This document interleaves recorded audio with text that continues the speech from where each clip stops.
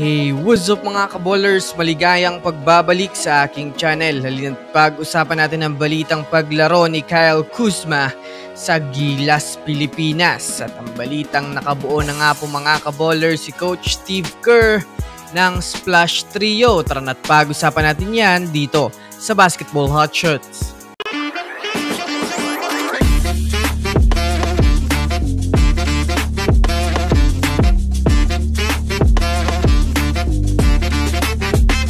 Una nga muna tayong dumako mga kaballers sa balita patungkol sa gusto na nga daw maglaro mga kaballers ni Kyle Kuzma sa bansang Pilipinas.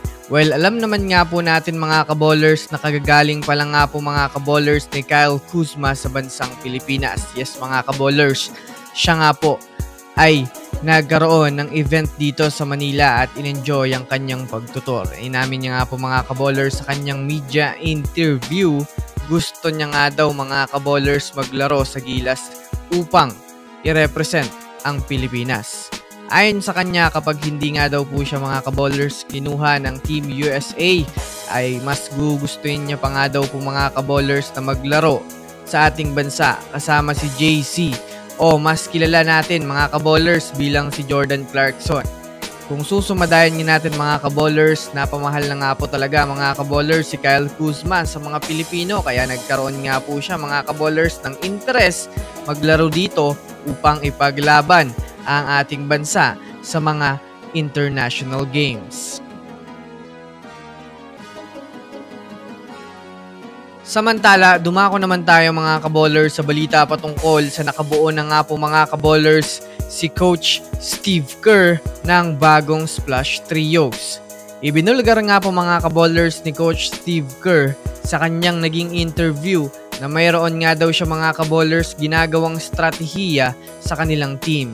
Nag-focus nga daw siya mga kaballers sa player niyang si Brandin Podziemski na makapagbato ng maraming 3 points sa loob ng isang laro.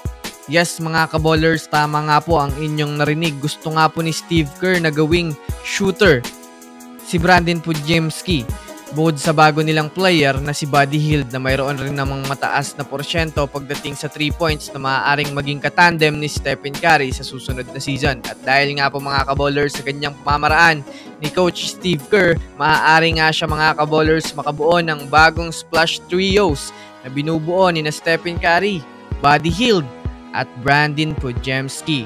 Kumbaga mga kaballers, mataas ang tiwala ng Warriors na malaki ang maitutulong at magiging role ni Brandin Podziemski sa Warriors next season. Kaya abangan natin ito mga kaballers. So yun lamang mga kaballers, yan lang naman ang pag-uusapan natin ngayon. Pindutin ang subscribe and hit nyo na rin ang notification bell para sa mga susunod na update sa mundo ng basketball. Again, this is Basketball Hotshots. Thanks for watching.